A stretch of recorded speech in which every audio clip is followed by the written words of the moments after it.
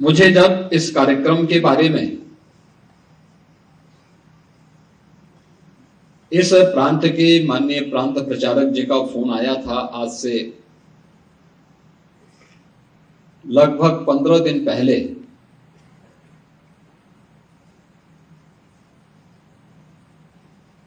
तो मैंने कहा भी होली के दौरान तो मिलन के कार्यक्रम विचार परिवार के द्वारा होता है, लेकिन कुटुंब स्नेह मिलन का दीपावली का कार्यक्रम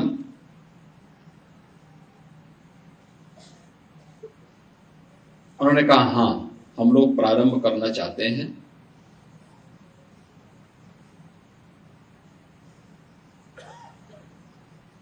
और यहां के कार्यक्रम के बाद एक सप्ताह पूर्व लखनऊ प्रांत की ओर से भी मुझे एक निमंत्रण मिला। उन्होंने कहा हम परिवार मिलन का एक कार्यक्रम करना चाहते हैं, दीपावली के अवसर पर आपकी उपस्थिति चाहते हैं। तो मैंने विनम्र अनुरोध भले ही किया कि मैं तो गोरक्ष प्रांत में पहले से ही अपना कार्यक्रम दे रखा हूं। उन्होंने कहा हम दीपावली के पहले कर लेते हैं, लेकिन इस कार्यक्रम में ये कार्यक्रम हो जाए तो अच्छा रहेगा। और मुझे अच्छा लगा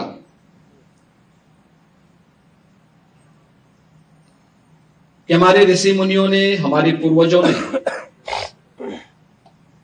पर्व और त्योहारों की जो परंपरा है वह सामूहिकता के साथ एक दूसरे की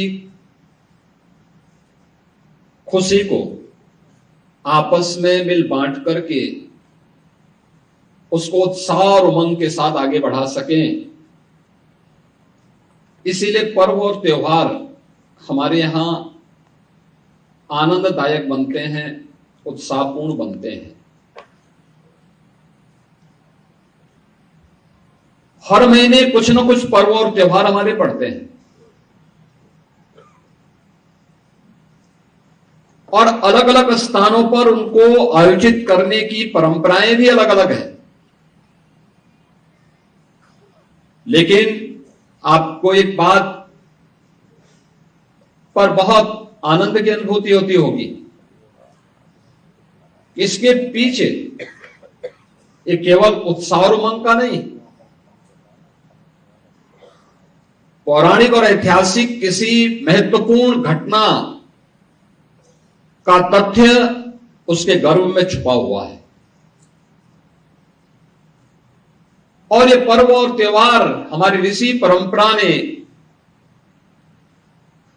कितने सूझबूझ के साथ उन्हें एक सांस्कृतिक और धार्मिक पुट देकर के कैसे आने वाली पीढ़ी के लिए दिया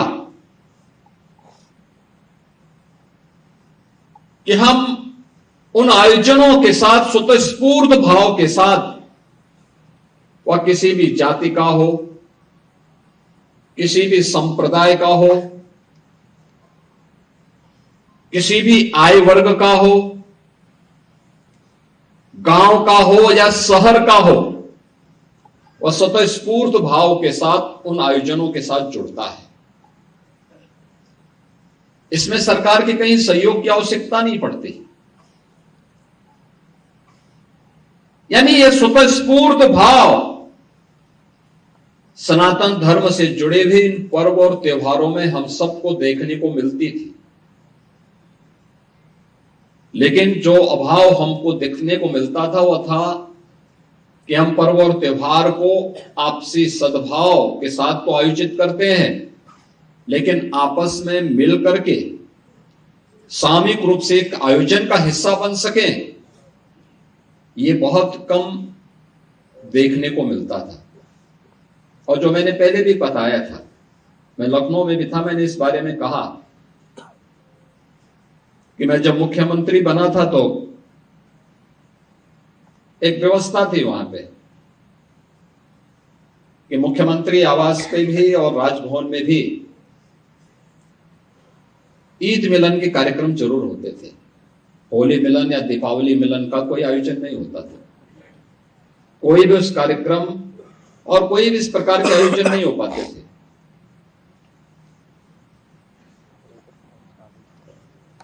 हम लोगों ने कहा कि भाई देखो, भारत की परंपरा को चाहे जैसे भी हो, लेकिन हमने अगर एक सेकुलर स्टेटस दिया है तो मुख्यमंत्री आवास को भी और राजभवन को भी उससे मुक्त रहना, उसको मानना चाहिए, और कोई भी आयोजन हम नहीं करेंगे मिलन का।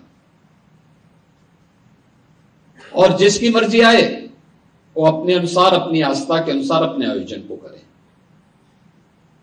आपने देखा होगा पिछले 11 वर्ष से देश के अंदर और पिछले 8-9 वर्षों से प्रदेश के अंदर इस प्रकार के मिलन के कार्यक्रमों को हम लोगों ने सरकारी स्तर पर आयोजित करने से पूरी तरह रोका। लेकिन समाज इन आयोजनों का हिस्सा बने और समाज के स्तर पर स्वतःस्फूर्त भाव के साथ एक कार्यक्रम आगे बढ़े। यह होली मिलन के कार्यक्रमों के माध्यम से राष्ट्रीय स्वयंसेवक संघ ने दशकों पहले एक कार्यक्रम आयोजित किए थे। पूरा समाज जुड़ता है, गोरखपुर में लाल टिक्की में हो या फिर गोरखपुर में भगवान नरसिंह की शोभा यात्रा का कार्यक्रम हो, हजारों हजार की संख्या में न केवल स्वयंसेवक बल्कि आम जनमानस भी उन आयोजनों का हिस्सा बनता है, और ये हमारी सामूहिक एकता का आधार भी बनता है। पर्व और त्योहारों के पीछे का भाव भी यही है, और यह दीपावली जैसे अवसर पर, और वह भी राष्ट्रीय स्वयंसेवक संघ के शताब्दी वर्ष के उपलक्ष्य में, अगर हम इस प्रकार के कुटुंब स्नेह मिलन के कार्यक्रम के साथ जुड़ते हैं तो यह अद्भुत है, अभिनंदनीय है।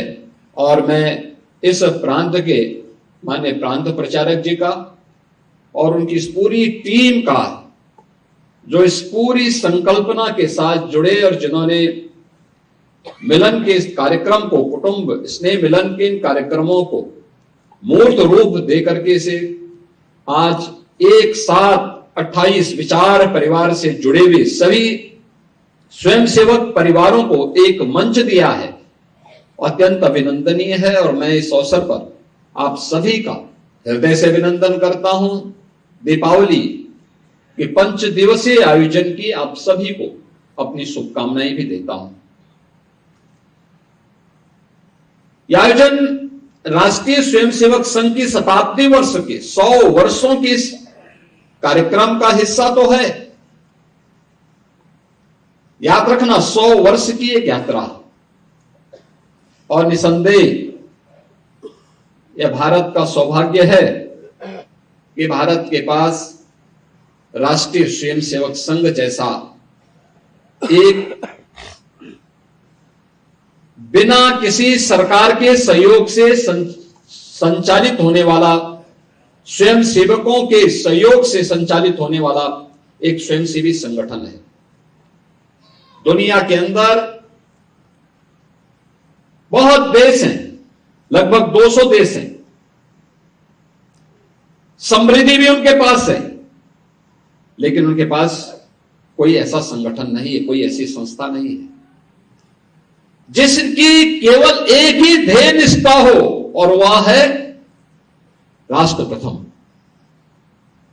एक ही भाव है, अपने राष्ट्र के प्रति समर्पण का भाव।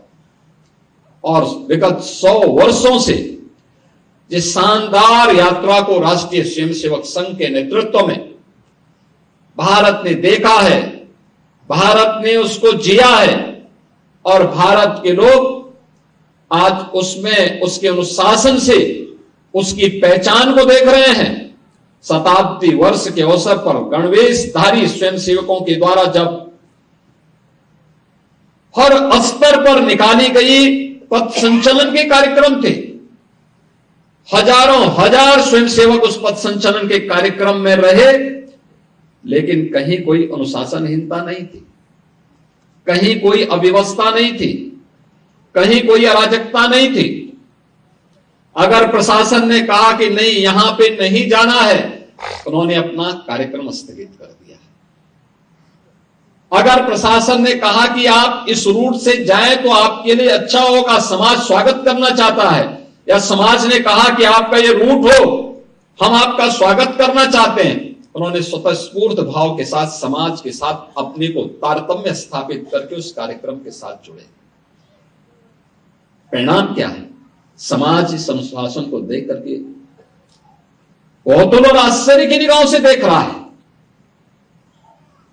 ये कौतूहल और आश्चर्य की निगाहों से इसलिए मैं कह रहा हूं क्योंकि राष्ट्रीय स्वयंसेवक संघ के खिलाफ विगत 100 वर्षों में षड्यंत्र भी कम नहीं हुए हैं।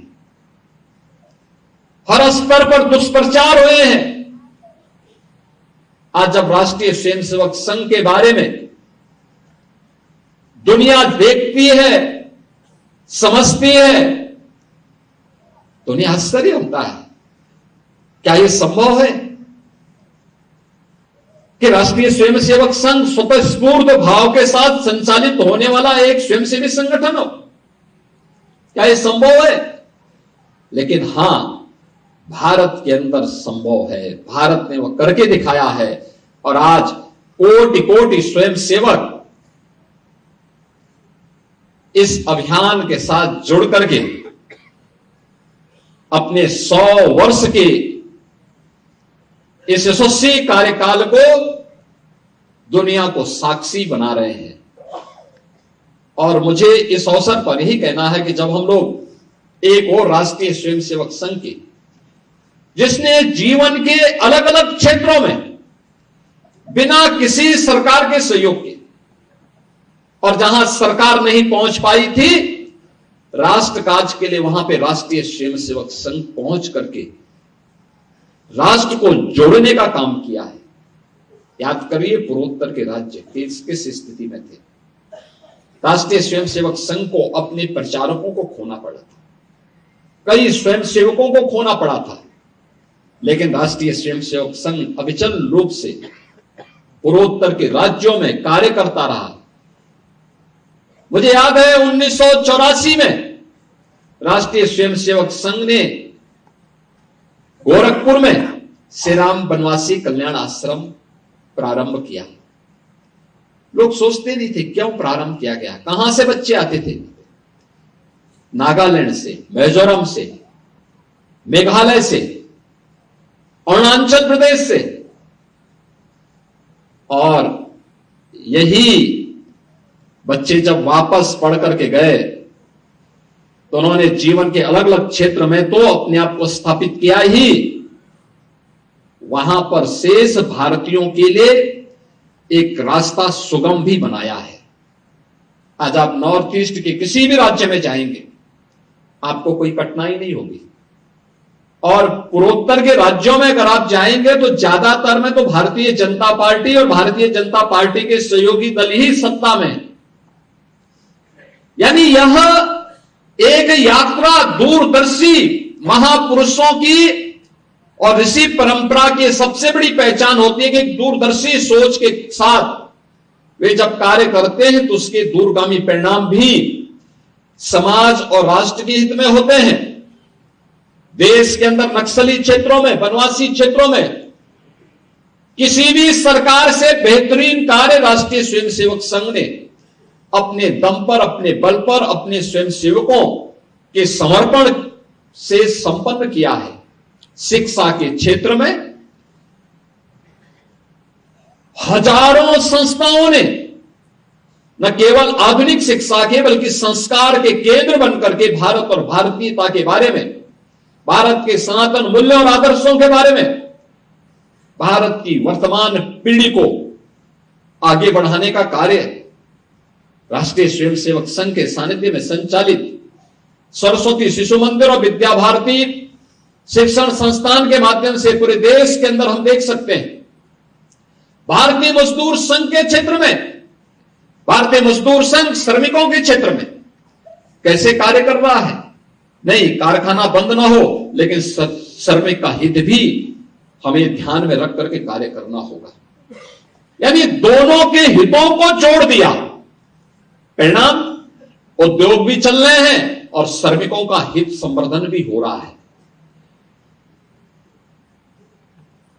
यानी जीवन के प्रत्येक क्षेत्र में और राजनीति के क्षेत्र में भी राष्ट्रीय स्वयंसेवक संघ का एक स्वयंसेवक भारत के प्रधानमंत्री के रूप में, देश के यशस्वी प्रधानमंत्री के रूप में भारत को नेतृत्व दे, यह भी पूरी दुनिया देख रही है। और उनके बिना रुके, बिना डिगे, बिना झुके भारत को दुनिया की सबसे बड़ी ताकत के रूप में स्थापित करने की राष्ट्र प्रथम भाव के साथ कार्य करने का जो जज्बा है, आज पूरी दुनिया उसे आत्मसात करती हुई दिखाई दे रही है। यानी कोई भी ऐसा क्षेत्र नहीं है जिसमें राष्ट्रीय स्वयंसेवक संघ ने पिछले 100 वर्ष की अपनी इस यात्रा के दौरान समाज के विभिन्न तबके को नेतृत्व प्रदान करने से लेकर के उन्हें साथ में ले चलने की सामर्थ्य का लोहा न मनाया हो। हर एक क्षेत्र में यह हमें देखने को मिला है। और इसी यशस्वी संगठन के 100 वर्ष के इस कालखंड के दौरान हम लोगों ने असंभव को संभव होते हुए भी देखा है। 500 वर्षों की यात्रा। मैं कल अयोध्या धाम में था और अयोध्या ये दीपावली का अवसर, यह आयोजन त्रेता युग से अयोध्या ने हमें प्रदान किया।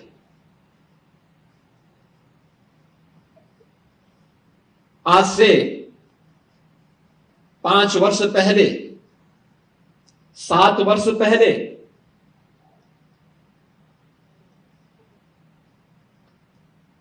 कांग्रेस के लोग, समाजवादी पार्टी के लोग और इंडी गठबंधन से जुड़े हुए लोग एक बात की घोषणा करते थे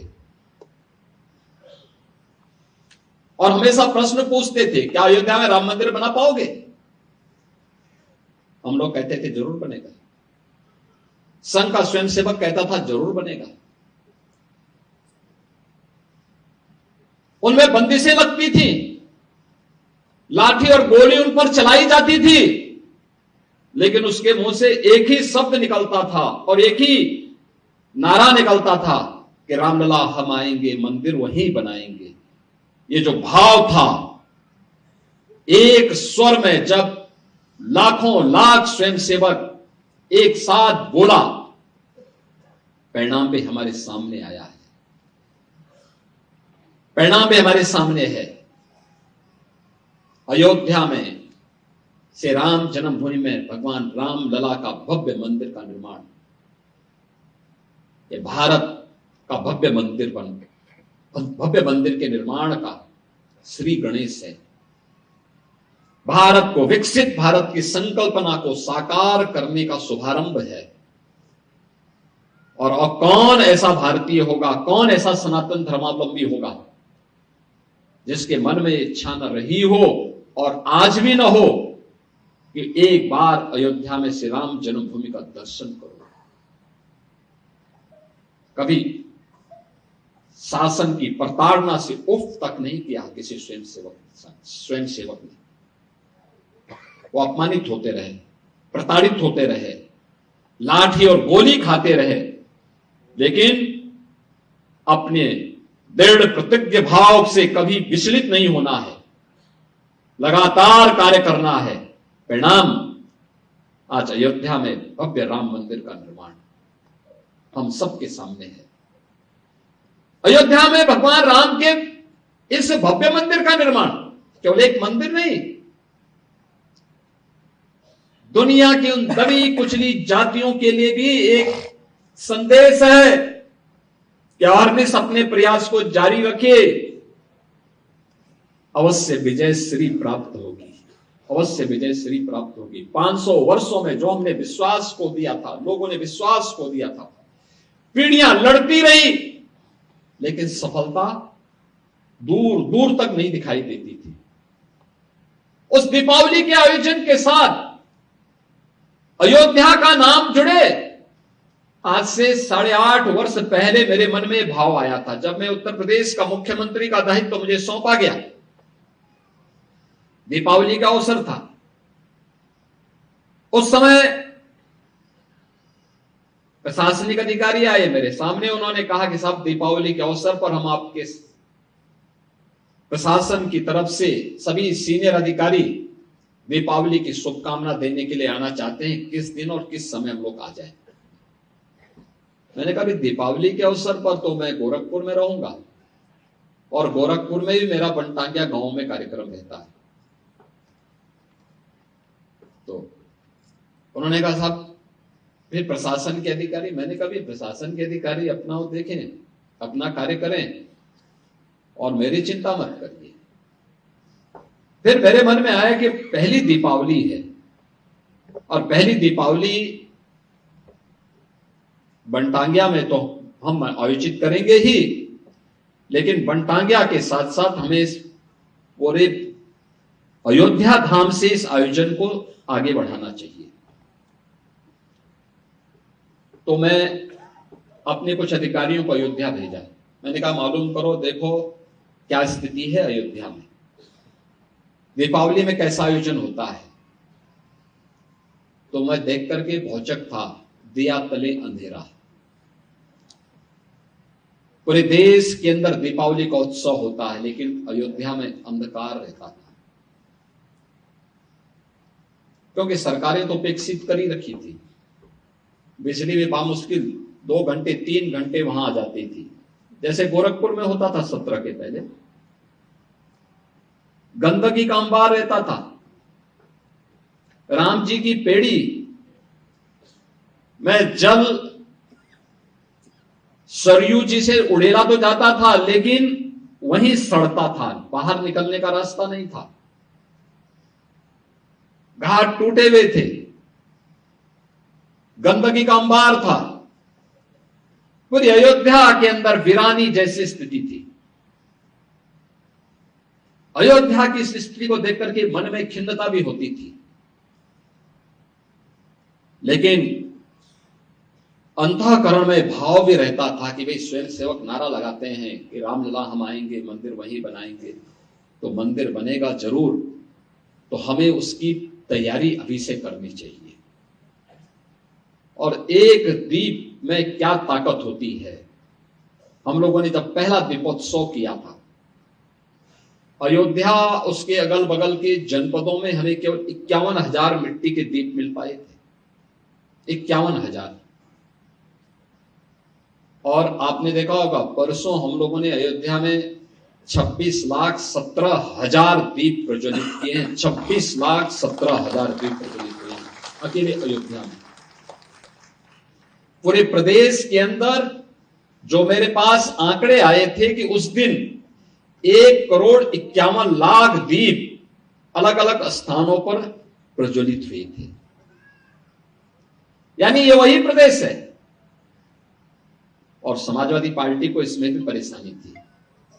आपने देखा होगा, उन्होंने कहा ये दीप जलाने की आवश्यकता क्या है।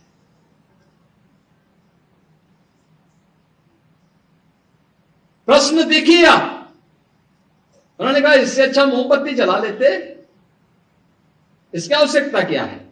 यानी वो अन्नदाता किसान का अपमान कर रहे हैं, क्योंकि जो तेल आएगा वो किसान के पास से तो आएगा। मिट्टी का बर्तन जो बना रहा है हमारा कुम्हार और प्रजापति समुदाय का व्यक्ति बना रहा है। हमने उस प्रजापति समुदाय के बंधु के लिए भी व्यवस्था की है कि अप्रैल से जून तक हर तालाब की मिट्टी को निकाल करके लेके जाए, फ्री में मिट्टी के बर्तन बनाए। सोलर चाक या फिर इलेक्ट्रिक चाक उन्हें प्रदान किया गया, ट्रेनिंग दी गई। आज जब मैं कुम्हार और प्रजापति समुदाय के बंधुओं से मिलता हूं, मैं उनसे पूछता हूं कि पहले जब मैनुअल चाक से बनाते थे कितने बर्तन बनाते थे, तो ये कहते हैं कि पहले 50-60 बर्तन बामुश्किल बन पाते थे एक दिन में, और अब इलेक्ट्रिक और सोलर चाक से तो कहते हैं 400 से 500। 400 से 500 उतना ही समय में। और यही नहीं, उसी समय मैं कहता हूं भाई सोलर और इलेक्ट्रिक चाक भी है तो 400-500 ये बन गया, और मिट्टी फ्री, तो बर्तन के दाम भी तो कुछ कम होंगे। वो कहते हैं हाँ, प्लास्टिक फ्री अभियान के साथ हम जुड़ करके सरकार के इस मिशन को आगे बढ़ाएंगे और पर्यावरण का संरक्षण करने में योगदान देंगे। देखिए कितना बड़ा कार्य कर रहे हो, एक आर्थिक स्वावलंबन के पथ पर अग्रसर हो रहे हैं, पर्यावरण बचाने में अपना योगदान दे रहे हैं। सिंगल यूज प्लास्टिक का उपयोग हम न करें, बल्कि उसी रेट पर उसके समकक्ष हम मिट्टी के बर्तन बना करके देंगे, दिया बना करके देंगे, या चीन से बने हुए दिया नहीं उपयोग करने देंगे, बल्कि यहीं पर बने हुए दीप और यहीं पर बनी हुई लक्ष्मी और गणेश जी की प्रतिमा दीपावली के अवसर पर हमारे घरों में पूजन हो। यह तब संभव हो पाया है जब हमारे कुम्हार और प्रजापति समुदाय के व्यक्ति को फ्री में मिट्टी मिलना प्रारंभ हुआ, जब उसको सोलर इलेक्ट्रिक चाक प्राप्त हुआ। हमारा अन्नदाता किसान तिलहन उत्पादन में इसलिए आगे बढ़ा है क्योंकि उसके तेल की खपत अब इन दियों में भी हो गई है और घर घर में हो रही है, उसकी भी आमदनी बढ़ी है। आप मार्केट के बारे में मालूम करिए, मार्केट में क्या उछाल था। यह उछाल इसलिए क्योंकि अंतिम पायदान पर बैठे हुए व्यक्ति के जेब में भी पैसा था। जब पैसा था तो वह खरीदारी करने के लिए मार्केट में गया। ये चेन जब बनती है, साइकिल जब बनती है, तब समाज भी समृद्ध होता है और राष्ट्र भी समृद्धि के नए नए प्रतिमान स्थापित करता है। आज भारत की जो प्रगति है, आज भारत दुनिया की अगर चौथी अर्थव्यवस्था बना है और इस वित्तीय वर्ष में तीसरी अर्थव्यवस्था के रूप में दुनिया के अंदर स्थापित होने वाला है, उसके पीछे इस सोच को भी उसके साथ जोड़ा गया है। यह सोच भी उसके पीछे है जिसमें समाज के प्रत्येक तबके के लिए कुछ ना कुछ कार्य और पर्व और त्योहार उसके जीवन में भी हो। मुझे याद है आज से 17-18 वर्ष पहले गोरखपुर के गुलरिया के पास के औरंगाबाद गांव की ओर से मैं जा रहा था। मैं सांसद था यहाँ का। उधर से मैं जब गुजर रहा था तो मुझे एक ढेर में धुआं निकलते हुए दिखाई दिया, तो मैंने समझा कि ये कोई ज्वालामुखी तो नहीं है। तो मैंने गाड़ी रोकी तो मैंने वहां पे कुछ लोग थे, मैंने कहा ये धुआं कैसे उड़ रहा है भाई, कोई ज्वालामुखी तो नहीं फट गया क्या यहाँ? उन्होंने कहा ज्वालामुखी नहीं जी, हम मिट्टी के बर्तन पका रहे हैं। हमने कहा बहुत बड़ा ढेर है। कहाँ? तो मैं उतरा, मैंने कहा कैसे बर्तन तुम पकाते हो बताओ चलो।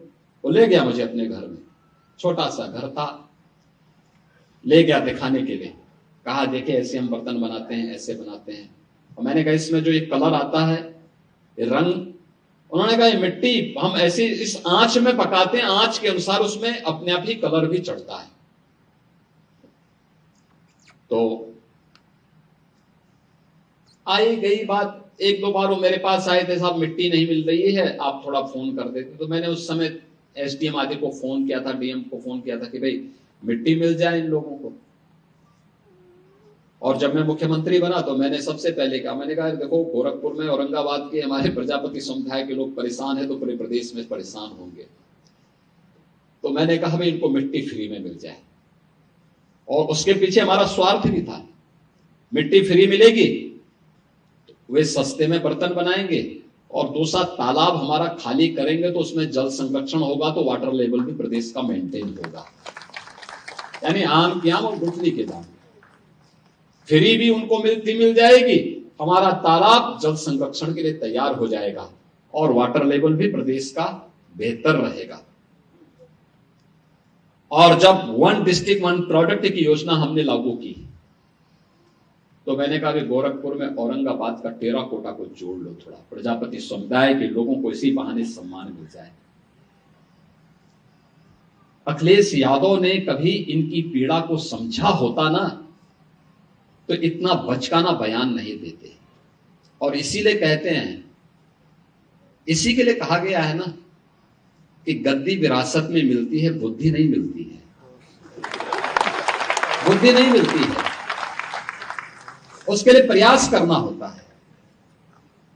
और कुछ लोगों की आदत होती है, उनके जीवन भर उनका बचपना नहीं जाता है, उस प्रकार की हरकतें वे कर ही देंगे, और यही हरकत वे आज भी कर रहे हैं। उन्होंने कहा दीप जलाने की आवश्यकता क्या है, यानी उनको दीपावली से नफरत है। यानी अब तक तो हम सोचते थे कि अयोध्या में राम जन्मभूमि से और हिंदू तीर्थों से ही इनको नफरत होगी। आप याद करिए, जब हमने ब्रज तीर्थ विकास परिषद का गठन किया था तो उन्होंने कहा था कि मैं सेफाई में दुर्योधन की मूर्ति लगाऊंगा। मैंने कहा कंस की भी लगा दीजिए। भाई हम तो भगवान कृष्ण की मथुरा को और वृंदावन को सजाएंगे, संवारेंगे, क्योंकि भाई हम लोगों के संस्कार है, ये हमारे संस्कार है। ये आपको कंस और दुर्योधन प्यारे हैं, आप उनकी लगाइए, ठीक बात है। और यही बात उन्होंने इस बार यहां पर भी कही है दीपावली के अवसर पर। यानी वे राम द्रोही ही नहीं है, कृष्ण द्रोही भी हैं और सनातन पर्व और त्योहारों के द्रोही भी हैं। किस प्रकार का दोहरा चरित्र लेकर के लोग कार्य करते हैं, यही परिवर्तन है। कांग्रेस श्री राम को नकारती थी, श्री कृष्ण को नकारती थी, आज दुनिया अयोध्या में आकर के श्री राम जन्मभूमि में रामलला का दर्शन कर रही है और अभिभूत होती है। मैंने वह दृश्य देखा है जब अयोध्या धाम में 22 जनवरी 2024 को प्रधानमंत्री मोदी जी के कर कमलों से रामलला विराजमान होने के उपरांत उस दिन समाज के अलग अलग नेतृत्व वर्ग ने अयोध्या धाम में दर्शन किया था, रामलला का दर्शन किया था। लेकिन मुझे इस बात की जानकारी थी कि 5 लाख लोग अयोध्या धाम में पहले से ही रुके हुए हैं, अलग अलग आश्रमों में, अलग अलग स्थानों पर, और ये लोग अचानक दर्शन करने के लिए निकलेंगे।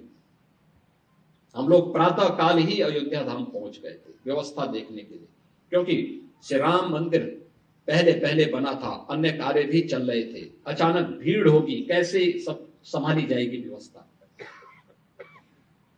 मैं बहुत चकता, व्यवस्था में लगे हुए स्वयंसेवक और पुलिस के कार्मिक तो उस अभियान के साथ समर्पण भाव के साथ जुटे थे। लेकिन जो सबसे बड़ी बात मुझे देखने को मिली थी, देश और दुनिया से आया हुआ व्यक्ति जो आता था, कोई जमीन को चूमता था, कोई पिलर को पकड़ता था, किसी की आंखों से आंसू आ रहे हैं। हम पूछते थे आंखों से आंसू क्यों? मैं इसलिए पूछता था, ऐसा तो नहीं कि किसी ने इनके साथ दुर्व्यवहार किया हो या कोई अन्य घटना इनके साथ घटित हो गया हो। उन्होंने कहा साहब एक खुशी के आंसू है, हम कभी सोचते भी नहीं थे ये हो पाएगा, ये हो गया है, इसलिए खुशी के आंसू हैं कि हम भी रामलला के दर्शन कर पा रहे हैं। 500 वर्षों की किसी पीढ़ी ने, कई पीढ़ियां आई गई, लेकिन कोई दर्शन नहीं कर पाया, आस लगा करके चले गए। लेकिन ये हमारी पीढ़ी का सौभाग्य है कि हमें ये अवसर प्राप्त हुआ है और इसी के लिए कृतज्ञता ज्ञापित करने के लिए हम लोग आए हैं। ये मेरी खुशी के आंसू हैं। अगर उन भावनाओं को समझने का कार्य कांग्रेस ने किया होता, जिन्होंने सुप्रीम कोर्ट में एफिडेविट दिया था कि राम एक मिथक हैं, कृष्ण एक मिथक हैं, यानी एक काल्पनिक पात्र मान करके इन्होंने उस समय हिंदू आस्था को अपमानित करने का काम किया था। और समाजवादी पार्टी तो अपनी कृत्यों के लिए जीवन में कभी भी कोई भी श्री राम भक्त उसे माफ नहीं कर सकता। किस निर्ममता के साथ राम भक्तों पर गोलियां चलाई गई थी। जिन लोगों ने अयोध्या में राम भक्तों पर गोलियां चलाई थी, जो लोग रामलला की मूर्ति को राम जन्मभूमि से हटाने के लिए आदेश जारी करते थे, और जिन लोगों ने राम के अस्तित्व पर ही प्रश्न खड़ा करने का प्रयास किया था, आज उसी अयोध्या में जब लाखों लाख दीप प्रज्वलित होकर के प्रकाशमान होते हैं, एक नई आभा बिखेरते हैं, तो अयोध्या दुनिया की सबसे सुंदरतम आध्यात्मिक और सांस्कृतिक नगरी के रूप में अपनी आभा को दुनिया में वैश्विक पटल पर बिखेरती हुई दिखाई देती है। अब याद करिए, गत वर्ष अकेले अयोध्या धाम में 6 करोड़ से अधिक श्रद्धालु आए थे दर्शन करने के लिए, श्री राम जन्मभूमि में दर्शन करने के लिए। यानी यह एक नई यात्रा है। और प्रयागराज महाकुंभ को भी इन लोगों ने देखा होगा। प्रयागराज की भव्यता और दिव्यता,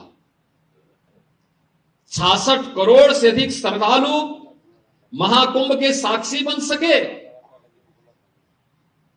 इनके द्वारा तमाम षड्यंत्र किए गए। महाकुंभ आयोजन के पहले दिन से इनके नकारात्मक ट्वीट आने प्रारंभ हो गए थे। पहले दिन से।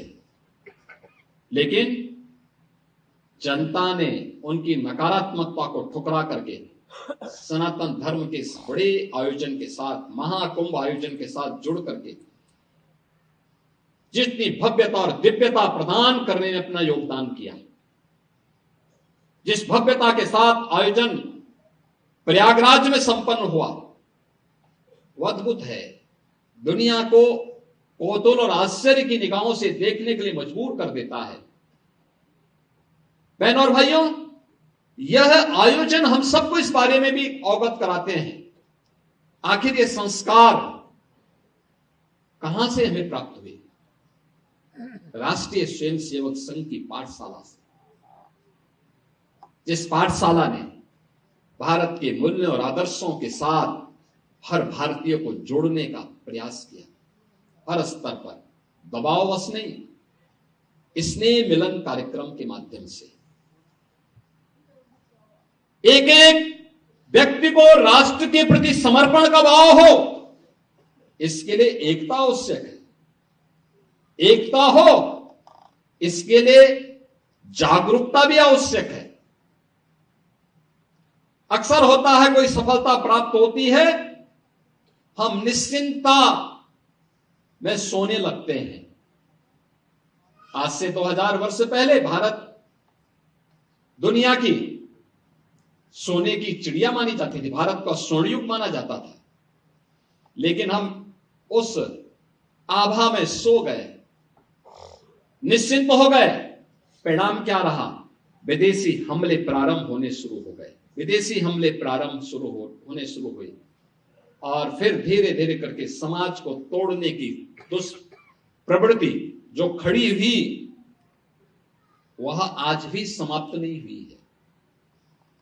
आप देख रहे होंगे, कुछ चीजें आपके सामने बहुत स्पष्टता के साथ दिखाई देती हैं, जिसको हम हल्केपन से लेने का कार्य करते हैं। बहुत हल्केपन से मैं देखता हूं कि उसको हम बहुत हल्की निगाहों से देखते हैं, और वह खासतौर पर उन चीजों के बारे में, एक तरफ हिंदू समाज को जाति के नाम पर, क्षेत्र और भाषा के आधार पर विभाजित करने की साजिश फिर से प्रारंभ हुई है, और बड़ी मजबूती के साथ सारे हथकंडे अपना करके इन चीजों के साथ जोड़ने का प्रयास हो रहा है। आप मुझे बताओ, कोई महापुरुष किसी जाति विशेष का होता है? उसका योगदान जाति विशेष के लिए होता है? महापुरुष तो महापुरुष है, पूरे समाज का है, पूरे राष्ट्र का है। वो राष्ट्र नायक है, राष्ट्र के आराध्य हैं। फिर उन्हें जातीय संकीर्णता के दायरे में बांध करके सामाजिक एकता को छिन्न भिन्न करने की कुत्सित चेष्टा क्यों? निश्चिंत हो गए। परिणाम क्या रहा? विदेशी हमले प्रारंभ होने शुरू हो गए, विदेशी हमले प्रारंभ होने शुरू हुए, और फिर धीरे धीरे करके समाज को तोड़ने की दुष्प्रवृत्ति जो खड़ी हुई, वह आज भी समाप्त नहीं हुई है। आप देख रहे होंगे, कुछ चीजें आपके सामने बहुत स्पष्टता के साथ दिखाई देती हैं, जिसको हम हल्केपन से लेने का कार्य करते हैं। बहुत हल्केपन से मैं देखता हूं कि उसको हम बहुत हल्की निगाहों से देखते हैं, और वह खासतौर पर उन चीजों के बारे में, एक तरफ हिंदू समाज को जाति के नाम पर, क्षेत्र और भाषा के आधार पर विभाजित करने की साजिश फिर से प्रारंभ हुई है, और बड़ी मजबूती के साथ सारे हथकंडे अपना करके इन चीजों के साथ जोड़ने का प्रयास हो रहा है। आप मुझे बताओ, कोई महापुरुष किसी जाति विशेष का होता है? उसका योगदान जाति विशेष के लिए होता है? महापुरुष तो महापुरुष है, पूरे समाज का है, पूरे राष्ट्र का है, वो राष्ट्र नायक है, राष्ट्र के आराध्य हैं। फिर उन्हें जातीय संकीर्णता के दायरे में बांध करके सामाजिक एकता को छिन्न भिन्न करने की कुत्सित चेष्टा क्यों? लेकिन ये हो रहा है। सोशल मीडिया प्लेटफॉर्म पर फेक अकाउंट बना करके जाति जाति के बीच में वैमनस्यता और विषवमन करने की एक नई दुष्प्रवृत्ति प्रारंभ हुई है। कौन इसके प्रति सतर्क करेगा? समाज को इसके प्रति कौन जागरूक करेगा? एक और सनातन धर्म से जुड़े हुए पर्व और त्योहारों के बारे में नकारात्मक टिप्पणियां, भारत के आराध्य देवों के प्रति अपमानजनक टिप्पणियां, भारत के महापुरुषों को जातीय आधार पर विभाजन की कुत्सित चेष्टा, और दूसरी ओर देश के अंदर लव जिहाद और धर्मांतरण जैसी कुत्सित समाज विरोधी और राष्ट्र विरोधी गतिविधियों को कैसे प्रश्रय दिया जा रहा है, हम आज भी उसको देखने और समझने में थोड़ा सा अभी भी कोताही बरत रहे हैं। याद रखना, कालनेमी,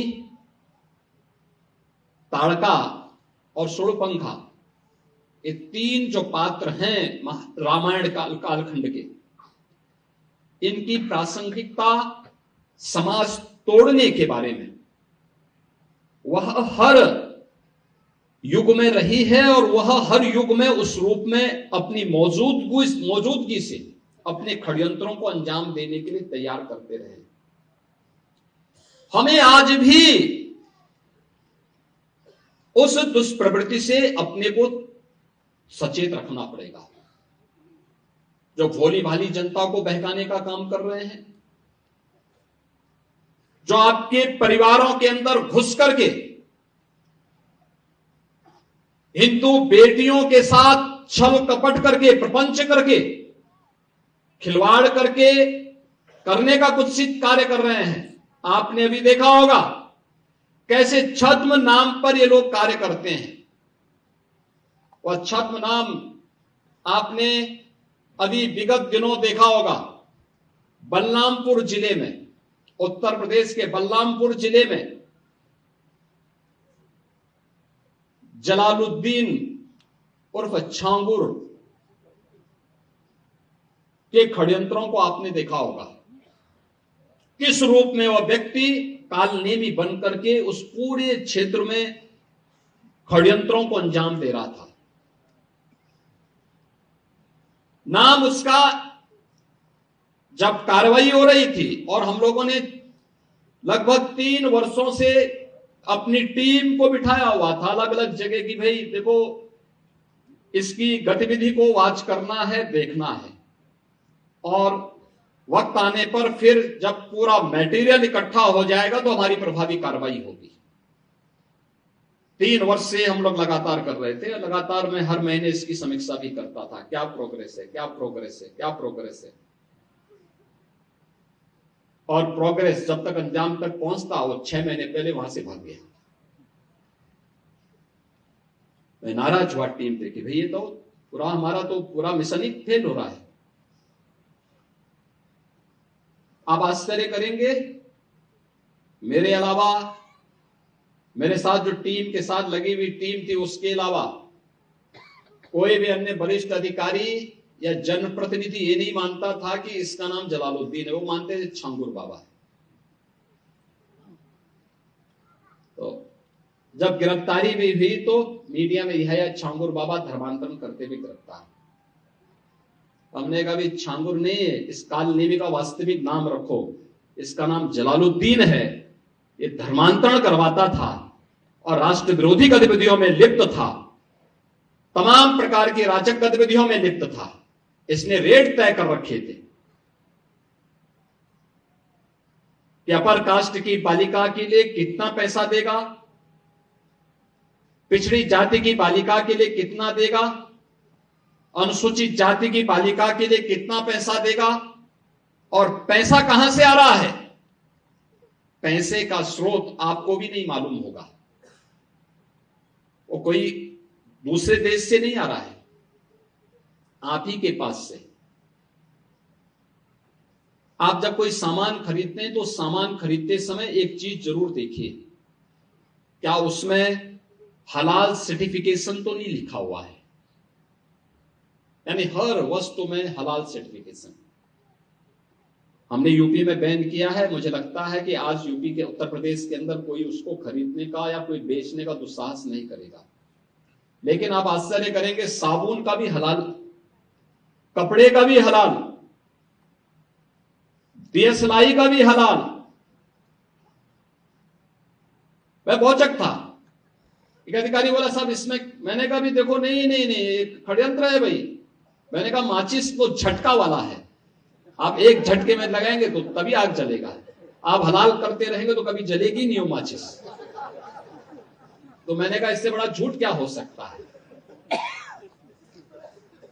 आप सोचो, और हमने जब कार्रवाई प्रारंभ की, 25,000 करोड़ रुपए देश के अंदर हलाल सर्टिफिकेशन से होता है, और भारत सरकार की या राज्य सरकार की किसी भी एजेंसी ने उन्हें मान्यता नहीं दी है। इस सारा का सारा पैसा आतंकवाद के लिए, लव जिहाद के लिए और धर्मांतरण में दुरुपयोग होता है, और इसीलिए उत्तर प्रदेश ने इसके खिलाफ बड़ी कार्रवाई प्रारंभ की है कि हलाल सर्टिफिकेशन के नाम पर भारत के उपभोक्ताओं का शोषण करने वालों के खिलाफ सख्त कार्रवाई होनी ही चाहिए। और इस कार्यक्रम को हमें भी सतर्कता पूर्वक देखना चाहिए। कोई सामान खरीदते हैं तो जरूर देखिए कि जीएसटी हमें देना है, लेकिन यह भी देखिए कि हलाल सर्टिफिकेशन के नाम पर एक फूटी कौड़ी भी नहीं देनी चाहिए, क्योंकि जितना पैसा जाएगा ये सभी के सभी पैसा आपके खिलाफ षड्यंत्र में वह जाने वाला है, और यही होता है। और यह बड़ा षड्यंत्र किस स्तर पर हो रहा है। छांगुर एक नमूना के रूप में जलालुद्दीन को हम लोगों ने बलरामपुर में गिरफ्तार करके जेल के अंदर भेजा है। ऐसे जलालुद्दीन, ऐसे छांगुर आपके अगल बगल के भी क्षेत्र में कहीं ना कहीं बैठे होंगे, छुपे होंगे, छद्म भेष में छुपे होंगे, अन्य रूप में बैठे होंगे। उनकी गतिविधियों पर नजर रखना, उनको बहुत सतर्कता पूर्वक देखना। दूसरा, कुछ चीजें हैं जो हमें थोड़ा सतर्क होकर के देखना होगा। मैं अक्सर इस बात को देखता हूं, हमारे यहां हम लोग इस बात को अक्सर चर्चा करते हैं कि अंग्रेजों ने इतने वर्षों तक शासन किया, ब्रिटिश उपनिवेश की चर्चा होती है, फ्रांस के उपनिवेश की चर्चा होती है, लेकिन राजनीतिक इस्लाम की कहीं चर्चा नहीं होती, जिसने आस्था पर कुठाराघात किया। यानी ब्रिटिश उपनिवेशवाद के खिलाफ हम लड़े थे, हमारे पूर्वज लड़े थे। फ्रांस के उपनिवेशवाद के खिलाफ हमारे पूर्वज लड़े थे, लेकिन राजनीतिक इस्लाम के खिलाफ भी हमारे पूर्वजों ने लड़ाई लड़ी थी, बड़ी बड़ी लड़ाइयां लड़ी थी। छत्रपति शिवाजी महाराज को, गुरु गोविंद सिंह जी महाराज को, महाराणा प्रताप को, महाराणा सांगा को हम इसी बात के लिए स्मरण करते हैं इसी बात को लेकर के हम उनको राष्ट्र नायक के रूप में सम्मान देते हैं। लेकिन ये राजनीतिक इस्लाम वही है जो छागुर के रूप में डेमोग्राफी को चेंज करके राष्ट्र माता के टुकड़े टुकड़े करने की मंशा के साथ कार्य कर रहा है। और उससे सतर्क रहने के लिए राष्ट्रीय स्वयंसेवक संघ आज समाज को जोड़ने के जिस बड़े अभियान को आगे बढ़ा रहा है, और वह अत्यंत अभिनंदनीय प्रयास है। जो महत्वपूर्ण दायित्व संघ ने पिछले 100 वर्षों के दौरान समाज जीवन के अलग अलग क्षेत्रों में उठाए और समाज को एकजुट करके एक नया परिवर्तन करके दिखाया है। शताब्दी वर्ष के अवसर पर भी संघ ने पंच परिवर्तन के नए संकल्प के साथ हमें आगे बढ़ने के लिए एक नई प्रेरणा प्रदान की है, और वह है सामाजिक समरसता का दीप। यानी समाज के हर तबके को, और कब नहीं समाज को हमारी परंपरा ने जोड़ा है। जाति पाति पूछे नहीं कोई, हरि को भजे सो हरि का होई। चातुर्वर्ण्यम मया सृष्टम गुण कर्म विभाग स। गीता ये कहती है, संत रामानंद जी कहते हैं। यानी समाज को जोड़ने की एक व्यवस्था। हम आपस में कोई भेदभाव नहीं, कोई छुआछूत नहीं, कोई स्पृश्यता नहीं, पूरा समाज एक है। हिंदवा सौदरा सर्वे न हिंदू पतितो भवेत्। एक संकल्प हम सबका होना चाहिए, और संकल्प समाज को जोड़ने का संकल्प। कुटुंब प्रबोधन का दीप अत्यंत महत्वपूर्ण है। विचार परिवार के 28 विचार परिवार के हजारों परिवार एक साथ एकत्र होकर के दीपावली मिलन के कार्यक्रम के साथ जुड़े हैं। लेकिन कुटुंब मिलन का कार्यक्रम परिवार संस्कार की पाठशाला है।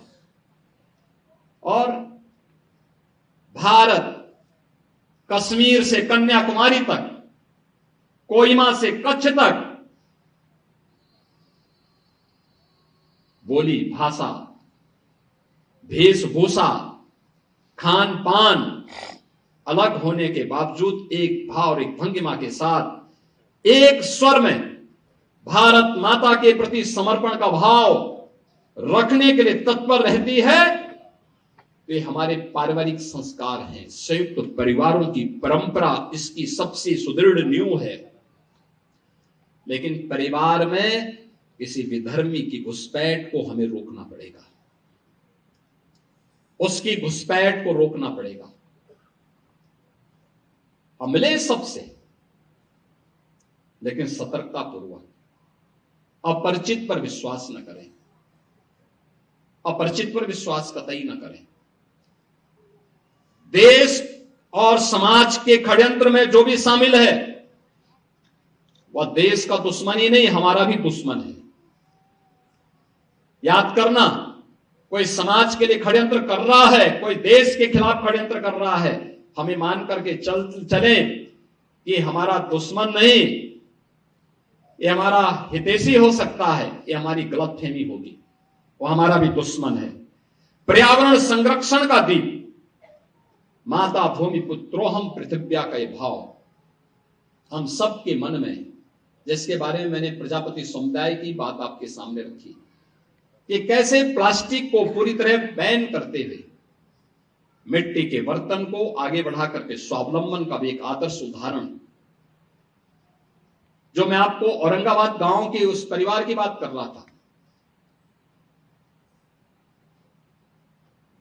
यानी लगभग 17-18 वर्ष के बाद वो मुझे एक दिन अचानक लखनऊ में मिल गए, और लखनऊ में मिले कि मैं 2 वर्ष पहले की घटना है, मैं जा रहा था अयोध्या दीपोत्सव के कार्यक्रम में जाने वाला था। तब तक मुझे एक अधिकारी है, उन्होंने कहा साहब अगर आप वहां, हमने एक मेला लगाया है, इस मेले के कार्यक्रम में आप चल। मैंने कहा भी अब तो मुझे अयोध्या जाना है। उन्होंने कहा वहां से कुछ लोगों को बुलवा दो। मैंने कहा तत्काल बुलवा दो, आधे घंटे वेट करूंगा और बुलवा लीजिए। आए तो उसमें से 5-7 लोग आए, उसमें से गोरखपुर के भी औरंगाबाद गांव का एक नौजवान था। वह टेराकोटा से बना हुआ मिट्टी का एक दीप स्टैंड लेकर के आया। बहुत अच्छा दीप स्टैंड बना था। तो सबसे मेरी बात हुई तो मैंने उनसे पूछा, मैंने कहा भाई आप तो औरंगाबाद के लगते हैं, क्योंकि लगता है मैंने तुम्हें देखा 16-17 साल पहले। उसने कहा हाँ मैं वहीं का हूं। तो मैंने कहा ये वहीं बनाए हो? कहा वहीं से लेके आया हूं। तो मैंने कहा कहां लेके जा रहे हो? कहा कि आपको देने के लिए। मैंने कहा इसका दाम क्या है बाजार में? तो उसने कहा ये 4,500 में हम बेच रहे हैं। मैंने कहा देखो 4,500 मेरे जेब में इस समय नहीं है, लेकिन तुम एक काम करना कि इसको अभी तुम वहां बेचो, बाद में तुम्हारे औरंगाबाद से लूंगा। कहा नहीं मैं फ्री में देने के लिए आया हूं। मैंने कहा भाई फ्री में नहीं लूंगा, आप मुझे बताओ लागत कितनी आई तुम्हारी? उसने कहा 2,000 रुपये। मैंने कहा अच्छा बताओ 3 दिन से यहां पे कुछ कमाई भी की हो? देखो मैं मानता था कि मिट्टी का बर्तन बना रहा है और टेराकोटा की मूर्तियां आदि बनाता है, तो इसमें कितनी कमाई किया होगा बेचारे ने। उसने कहा सही बताओ? मैंने कहा उसने कहा 16 लाख की मैंने कमाई की है केवल इन 3 दिनों में लखनऊ के मेले में। अगर समाजवादी पार्टी के बबुआ को ये जानकारी होती ना, तो प्रजापति समुदाय के हमारे कुम्हार जाति के लोगों का इतना अपमान नहीं करते कि मिट्टी के दीप क्यों जलाए जा रहे हैं।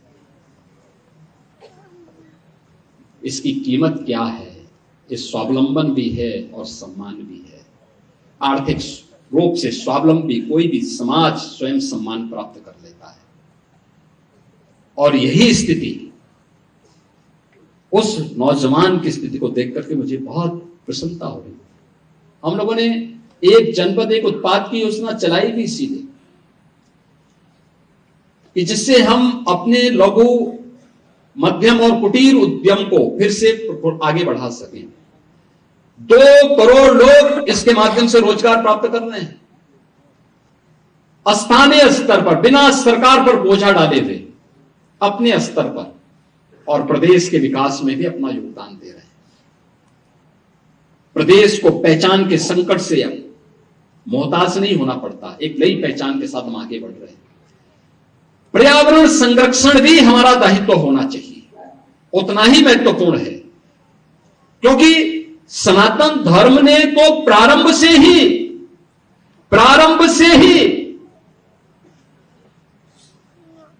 पर्यावरण को महत्व दिया है। आप हवन यज्ञ करते होंगे, पर्यावरण को ध्यान में रख करके करते हैं। ये पर्यावरण संरक्षण का, पर्यावरण की शुद्धि का एक माध्यम बनता है। हमने हर पेड़ को दैवीय रूप में देखा है। पीपल, बरगद, पाकड़, आम, ये काटे नहीं जाते थे। आप याद करिए, हिंदू महावत हाथी का नहीं होता था, क्योंकि पीपल हाथी खाएगा तो कौन काटेगा। हमें तो, मुझे बहुत परेशानी होती थी मंदिर में, जब मंदिर के किसी दीवार पर पीपल का पेड़ हो गया, अब किसको बोलो, कोई हिंदू काटने को तैयारी नहीं, हटाने को तैयारी नहीं। अरे मैं कहता हूं वहां से उखाड़ करके कहीं लगा दो ना। यानी ये भाव है, ये हमारे संस्कार हैं, और हमें इस बात को ध्यान रखना होगा। हमारे ऋषि मुनियों ने जो व्यवस्था दी है, वो व्यवस्था पर्यावरण संरक्षण की उस व्यवस्था को, जल संरक्षण को भी, और एक पेड़ मां के नाम जो प्रधानमंत्री जी ने इस भाव के साथ समाज को जोड़ा है, पर्यावरण संरक्षण का इससे बेहतरीन उदाहरण दूसरा नहीं हो सकता। हमें इन चीजों को आगे बढ़ाना पड़ेगा। स्वदेशी और आत्मनिर्भरता का कार्य,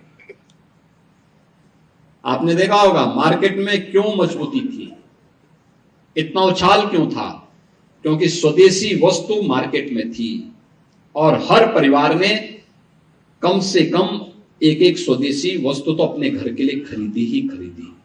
यानी हम स्वदेशी वस्तु जब खरीदते हैं, जो मैंने पहले कहा ना, 1 डिस्ट्रिक्ट 1 प्रोडक्ट की जो योजना हमारी थी, वह भी स्वदेशी को समर्पित थी, अपने ही हस्तशिल्पी और कारीगरों के लिए समर्पित थी। हमारा पैसा हमारे ही उपयोग में आए, राष्ट्र के उपयोग में आए, भारत माता के प्रति समर्पण का भाव रखने वाले लोगों के उपयोग में आए।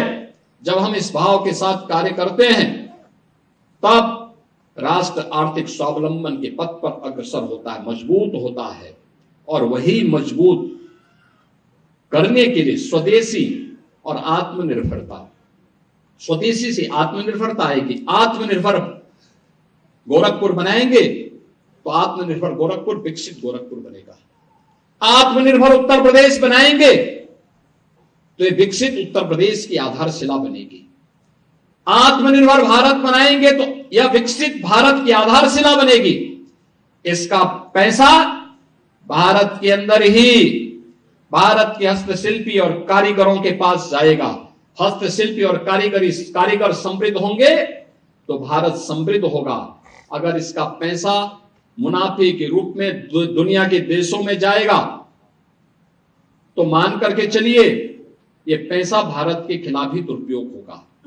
यही पैसा धर्मांतरण में उपयोग होगा, दुरुपयोग होगा। यही पैसा देश के अंदर लव जिहाद जैसी विकृतियों को बढ़ाने में खर्च होगा। आतंकवाद, नक्सलवाद में ही पैसा दुरुपयोग होगा। हमें वह नहीं होने देना है। और अंत में नागरिक कर्तव्य का दिन, हम जिस क्षेत्र में हैं, शिक्षक हैं तो शिक्षा के लिए, छात्र हैं तो अपने पाठ्यक्रम के प्रति, व्यापारी हैं तो अपने व्यापार के प्रति, चिकित्सक हैं तो अपने चिकित्सीय पेशा के प्रति करने के लिए स्वदेशी और आत्मनिर्भरता, स्वदेशी से आत्मनिर्भरता आएगी। आत्मनिर्भर गोरखपुर बनाएंगे तो आत्मनिर्भर गोरखपुर विकसित गोरखपुर बनेगा। आत्मनिर्भर उत्तर प्रदेश बनाएंगे तो ये विकसित उत्तर प्रदेश की आधारशिला बनेगी। आत्मनिर्भर भारत बनाएंगे तो यह विकसित भारत की आधारशिला बनेगी। इसका पैसा भारत के अंदर ही भारत के हस्तशिल्पी और कारीगरों के पास जाएगा। हस्तशिल्पी और कारीगर समृद्ध होंगे तो भारत समृद्ध होगा। अगर इसका पैसा मुनाफे के रूप में दुनिया के देशों में जाएगा तो मान करके चलिए ये पैसा भारत के खिलाफ ही दुरुपयोग होगा। यही पैसा धर्मांतरण में उपयोग होगा, दुरुपयोग होगा। यही पैसा देश के अंदर लव जिहाद जैसी विकृतियों को बढ़ाने में खर्च होगा। आतंकवाद, नक्सलवाद में ही पैसा दुरुपयोग होगा। हमें वह नहीं होने देना है। और अंत में नागरिक कर्तव्य का दिन, हम जिस क्षेत्र में हैं, शिक्षक हैं तो शिक्षा के लिए, छात्र हैं तो अपने पाठ्यक्रम के प्रति, व्यापारी हैं तो अपने व्यापार के प्रति, चिकित्सक हैं तो अपने चिकित्सीय पेशा के प्रति, एक सामान्य नागरिक हैं जिस भी क्षेत्र के हैं उस क्षेत्र में अपने कर्तव्यों के प्रति ईमानदार बन जाए। कोई कारण नहीं कि भारत विकसित भारत न हो। विकसित भारत के लिए पंच परिवर्तन हर नागरिक के लिए अत्यंत आवश्यक है। और पंच परिवर्तन के जिस भाव को राष्ट्रीय स्वयंसेवक संघ ने अपनी शताब्दी वर्ष में एक एक स्वयंसेवक के माध्यम से आम समाज को जोड़ने की दिशा आगे बढ़ाने का यह अभियान प्रारंभ किया है, यह अभिनंदनीय है। पूरे विचार परिवार के साथ साथ पूरे समाज को इसके साथ जोड़ना चाहिए। और याद रखना, जब समाज आगे बढ़ेगा और सरकार पीछे रहेगी तो समाज स्वावलंबी होता है, आत्मनिर्भर होता है, विकसित होता है। जब सरकार आगे होती है और समाज पीछे होता है तो वह समाज स्वावलंबी होता है। वह समाज कभी आत्मनिर्भर नहीं होता और राष्ट्र कभी आत्मनिर्भर नहीं होता। सरकार पीछे रहे, समाज आगे नेतृत्व प्रदान करे, यह पंच परिवर्तन उसमें एक बड़ी भूमिका का निर्वहन करेगा। हम इस पंच परिवर्तन के साक्षी बन रहे हैं। आपने संघ के शताब्दी वर्ष के अवसर पर पिछले 100 वर्षों की अगर उस इतिहास के अलग अलग कालखंड की चुनौतियों को अगर आप अवलोकन करेंगे, वो एक नई प्रेरणा होगी वर्तमान पीढ़ी को समझने और आगे बढ़ने के लिए। उनके लिए एक नया पाथेय होगा। हम सबको इस पूरे अभियान के साथ प्राणपण से जुटना चाहिए। इस अभियान को सफलता की नई ऊंचाइयों तक पहुंचना चाहिए, क्योंकि पंच परिवर्तन एक आत्मनिर्भर भारत और विकसित भारत की संकल्पना के आधार बनने वाले हैं, और हम भी उस अभियान के हिस्से बनेंगे। याद रखना, आपका योगदान आने वाली पीढ़ी स्मृति के रूप में अपने साथ सजोएगी। आप अयोध्या में श्री राम जन्मभूमि में जाएंगे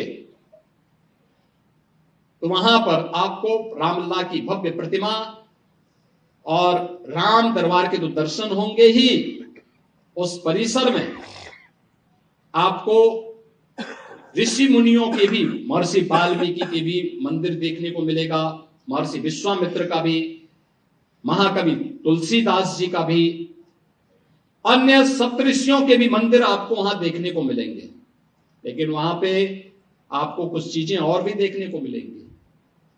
एक रामायण काल का पहला बलिदानी गिद्धराज जटायु की एक भारी प्रतिमा आपको वहां देखने को मिलेगी, एक टीले पर श्री राम जन्मभूमि की तरफ दृष्टि लगाए हुए। याद करिए, रामायण काल त्रेता युग में लेके जा रहा है। आपको वहां गिलहरी की भी प्रतिमा देखने को मिलेगी। राम सेतु के निर्माण में गिलहरी का भी योगदान था, यह भी आपको देखने को मिलेगा।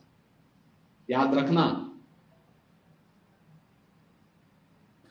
यानी राम जन्मभूमि में रामलला का भव्य मंदिर, जो मैंने कहा राष्ट्र मंदिर है, तो राष्ट्र काज के लिए जिस भी भूमिका में योगदान देने का अवसर प्राप्त हो, जिस भी भूमिका में, कोई वाल्मीकि के रूप में होगा, कोई हनुमान के रूप में होगा, कोई सुग्रीव के रूप में होगा, कोई जामवंत के रूप में होगा, कोई गिलहरी के रूप में होगा, कोई जटायु के रूप में होगा, कोई निषाद राज के रूप में होगा, कोई माता सबरी के रूप में होगा, कोई माता अहिल्या के रूप में होगा।